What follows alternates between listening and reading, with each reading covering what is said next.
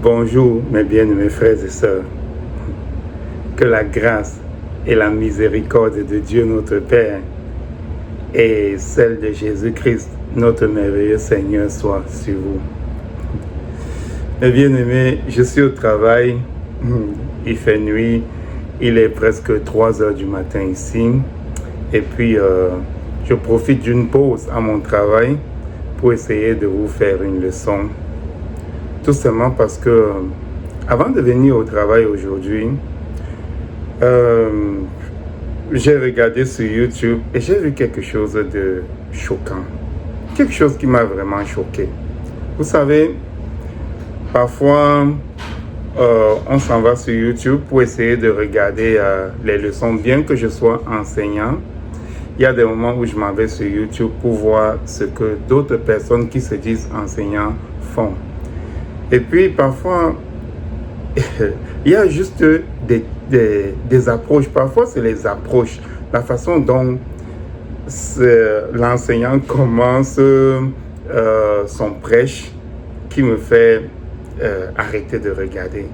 D'autres fois, c'est juste des titres. On regarde un titre, ou bien tu regardes un titre et puis tu te dis, mais comment est-ce que c'est possible? Comment est-ce que les gens peuvent même regarder cette leçon-là? Donc, aujourd'hui, avant de venir au travail, je cherchais à voir ce que d'autres enseignants font pour, pourquoi pas m'instruire aussi. Et puis, j'ai vu cette leçon avec un titre qui m'a choqué. Un titre qui m'a choqué. En fait, ce message, c'était comme, c'était un témoignage. C'était le témoignage d'un musulman qui est devenu chrétien. Et il a laissé l'islam pour devenir chrétien catholique. Et aujourd'hui, il s'appelle le Père Mustapha Amare. Et là, le titre de cette leçon-là, de ce témoignage-là, c'est « Dieu existe parce qu'il m'aime ». Oui, oui, écoutez bien. Dieu existe parce qu'il m'aime. En fait, j'ai remarqué quelque chose sur les enseignements aujourd'hui. Certaines personnes pensent que le témoignage de leur conversion rend plus crédible le message de l'évangile. Et oui, beaucoup de gens pensent que leur témoignage personnel, donc ce qui est arrivé dans leur vie, leur conversion, peut rendre plus crédible l'évangile, ou bien peut... En fait, ils essayent de se rendre crédibles eux-mêmes. Parce que le témoignage personnel ne rend pas crédible l'évangile. Mais on essaye de se donner du crédit avec un témoignage, avec un certain témoignage, qu'il soit vrai, que tu aies eu cette rencontre avec Christ ou bien avec Dieu. Ça nous importe à quoi? C'est pour toi. C'est généralement pour nous. Si le témoignage n'est pas pour mettre en avant Dieu ou bien Christ, mais pour se mettre à l'avant, comment nous sommes des personnes spéciales. Dieu nous a choisis spécialement. Dieu a fait ceci avec nous spécialement. En fait, on essaie de se mettre à l'avant plutôt que de mettre Dieu ou bien Christ à l'avant. En fait, quand cette personne dit ceci, Dieu existe parce qu'il m'aime. Alors, si Dieu ne m'aime pas, voilà exactement ce que ça veut dire. Si Dieu ne m'aime pas, alors il n'existe pas. Regardons bien ce qu'il dit. Dieu existe parce qu'il m'aime. Donc, si Dieu ne m'aime pas, alors il n'existe pas. Je deviens donc la cause de l'existence de Dieu. Est-ce que vous comprenez un peu? Est-ce que vous comprenez un peu? Donc, c'est parce que Dieu m'aime qu'il existe. Je deviens la cause de l'existence de Dieu. Est-ce que ce Dieu-là, c'est le vrai Dieu? C'est le Dieu que nous connaissons. Le Dieu d'Abraham, le Dieu d'Isaac, le Dieu de Jacob. Est-ce que ce Dieu existe là parce qu'il nous aime? Est-ce que ce Dieu existe parce qu'il nous aime? Écoutez, si nous sommes la cause de l'existence de Dieu, est-ce que ce Dieu-là, c'est le vrai Dieu ou bien c'est une idole? S'il y a un Dieu qui existe à cause de nous, ou parce qu'il nous aime, alors il existe. Alors, il existe à cause de nous. Est-ce que ce n'est pas une idole, ça? Est-ce que ce n'est pas un Dieu qu'on s'est créé? Écoutez, mes bien-aimés, un Dieu qui existe à cause de nous, c'est un Dieu qui est fabriqué de toutes pièces par nous. Ça, c'est ce qu'on appelle de l'idolâtrie. C'est ce que ces gens-là font. Ils se disent, ok, nous allons créer un Dieu à notre image, à nous. On va faire une idole qui va ressembler à ça. On va prendre du bois, on va exactement, s'il y a un Dieu qui existe parce qu'il nous aime, alors c'est une idole. Ce n'est pas le vrai Dieu que nous connaissons. Parce que, qu'est-ce que la Bible nous dit à propos de l'existence de Dieu? Qu'est-ce que la Bible nous dit à propos de l'existence de Dieu? La Bible nous dit ceci. Si nous allons lire dans le psaume ce que le roi David disait au chapitre 19, le verset 2. Voici ce que le roi David disait. Il dit ceci. Les cieux racontent la gloire de Dieu et l'étendue manifeste l'œuvre de ses mains. Donc ici on voit que Dieu existe parce que nous voyons les cieux, parce que nous voyons ses œuvres manifestées par l'étendue. Ainsi donc, Dieu existe parce que les cieux existent. On peut voir dans les œuvres de ses mains qu'un Dieu existe. Les cieux qui racontent sa gloire, l'étendue qui manifeste l'œuvre de ses mains. Voilà comment on peut commencer à comprendre. Voilà comment on peut commencer à voir l'existence de Dieu. Pas parce qu'il nous aime.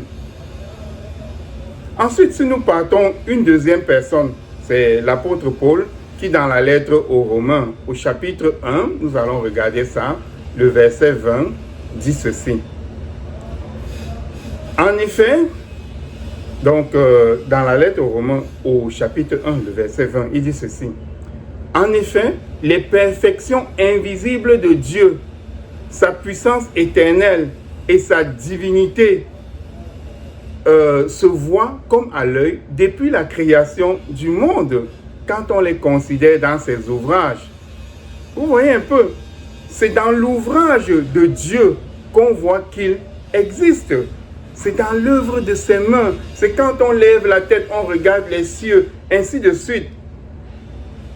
Ainsi donc, si toi tu dis, si quelqu'un dit que Dieu existe parce qu'il m'aime, alors est-ce que c'est un Dieu qui existe depuis l'éternité? Parce que la Bible nous dit que Dieu existe dès les temps indéfinis, depuis l'éternité, pour des siècles et des siècles.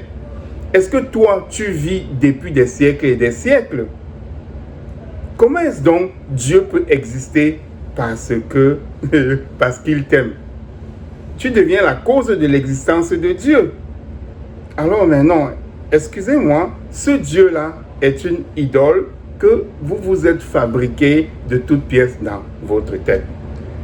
Et c'est ainsi que on voit tous ces slogans dans des églises réveillées ou bien dans des églises de je ne sais pas quoi, où on dit Dieu est amour parce qu'il m'a aimé.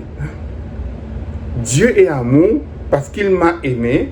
Mais non, Dieu est amour parce que sans que personne ait demandé, il a décidé de créer l'univers. Il a décidé de créer les hommes. Il a décidé de créer les planètes. Il a décidé de faire ce monde-ci et tout ce qui existe. Voilà comment Dieu est amour. Non, c'est pas parce que Dieu t'aime qu'il est amour. Ce Dieu qui t'aime parce que, ce Dieu qui est amour parce qu'il t'aime, c'est une idole que tu t'es créée dans ta tête. Et c'est la même chose qu'on dit, Dieu est bon parce qu'il m'a sauvé. Ah ouais? Donc, Dieu n'était pas bon. Donc, si Dieu ne t'avait pas sauvé, il ne serait pas bon. Mais non, nous voyons la bonté de Dieu dans sa création, dans l'œuvre de ses mains, dans tout ce qu'il a fait pour des temps indéfinis et ce qu'il a préparé pour nous depuis des temps indéfinis. Ainsi donc, que les hommes cessent de se mettre au centre de l'univers. Que les hommes cessent de se mettre au centre de l'univers. Que les hommes cessent de penser que leur témoignage peut rendre crédible la parole de Dieu, peut rendre crédible l'évangile. Non, leur témoignage ne rend pas crédible l'évangile. Avec leur témoignage, ils essayent plutôt de... Comment est-ce que je peux dire ça? Avec leur témoignage, ils essayent plutôt d'attirer l'attention sur eux, de se faire voir, de se donner du crédit, de voler la vedette à Dieu, de voler la vedette à Christ, ainsi de suite. Et c'est des personnes qu'il ne faut même pas suivre. Voilà celui-là, il se fait appeler Père Mustapha Amaré. Père Mustapha. Mais qu'est-ce que le Seigneur Jésus-Christ dit? Il dit que dans l'évangile de Matthieu chapitre 23, il dit « N'appelez personne sur la terre Père ». Ce titre ronflant que les catholiques se donnent, Père, Père tel, Père tel. Qu'est-ce que Christ dit? N'appelez personne sur la terre Père. Il est Père de quoi? Il est Père de qui? Vous comprenez que ce sont juste des... comment je vais dire, ce sont juste des usurpateurs de titres. Oui, Dieu peut nous faire cette grâce-là de nous appeler d'une façon, comment je vais dire, d'une façon extraordinaire ou bien d'une façon particulière. Mais c'est nous, c'est notre histoire. C'est juste notre histoire, c'est notre témoignage qui ne peut pas, qui ne peut pas rendre crédible l'évangile. Si l'évangile ne peut pas être crédible juste par ce qui est écrit dans la parole, si on ne nous apporte pas, si pour nous apporter la parole de Dieu, il faut qu'on nous crée, on nous apporte des fables ou bien on nous apporte une histoire, ce n'est plus du tout la parole de Dieu, parce que la parole de Dieu doit être puissante. La parole de Dieu n'a pas besoin d'artifice. La parole de Dieu n'a pas besoin de ces témoignages-là. La parole de Dieu se suffit à elle-même. Et un vrai homme de Dieu apporte la parole non diluée de Dieu pour essayer d'amener des gens vers Dieu. Parce que quand on vous apporte la parole de cette façon-là, la vedette c'est qui? La vedette c'est Dieu. La vedette c'est Christ. Mais quand on cherche des artifices, qui est-ce qu'on cherche? C'est la gloire de qui on cherche. On essaye de montrer que Dieu a un regard particulier vis-à-vis de nous. Dieu nous traite de façon exceptionnelle, ainsi de suite, pour tourner le focus sur nous. Et c'est ainsi que vous allez voir ces personnes qui prennent quasiment la place de Dieu, quasiment la place de Christ, et les gens se mettent à les vénérer, à les honorer, au lieu d'honorer Christ et d'honorer Dieu. Et non, mon cher Père Mustapha Amaré, Dieu n'existe pas parce qu'il t'aime. Dieu existe depuis des éternités, tout simplement parce que on voit ses œuvres en regardant les cieux, en regardant l'étendue, comme il est dit dans la lettre aux Romains au chapitre 1, le verset 20, donc cette perfection invisible de Dieu, sa puissance éternelle et sa divinité se voient comme à l'œil depuis la création du monde. Quand on considère ses ouvrages, Dieu existe parce qu'on peut voir ses ouvrages, pas parce qu'il t'aime. Oui, Ce Dieu qui existe parce qu'il t'aime, c'est une idole.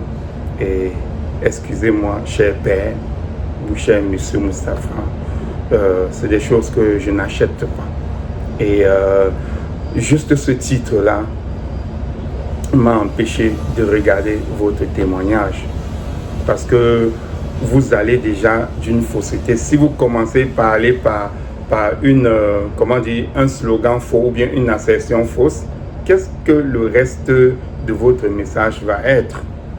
Donc voilà un peu, mes frères et sœurs, mes chers frères et sœurs, ne vous laissez pas prendre par ce genre de choses. Ne vous laissez pas prendre par ce genre de choses. Et c'est ainsi que l'esprit doit vivre en vous pour vous éveiller. Quand l'introduction est déjà fausse, le reste ne peut même pas être vrai. Alors soyez attentifs. C'était un tout petit message comme ça pendant ma pause au travail. Alors soyez bénis, bien mes frères et sœurs. J'espère que cela vous aide à démêler le vrai du faux, juste avec une introduction d'une leçon ou bien juste le titre d'une leçon. Alors, soyez bénis, mes bien-aimés frères et sœurs.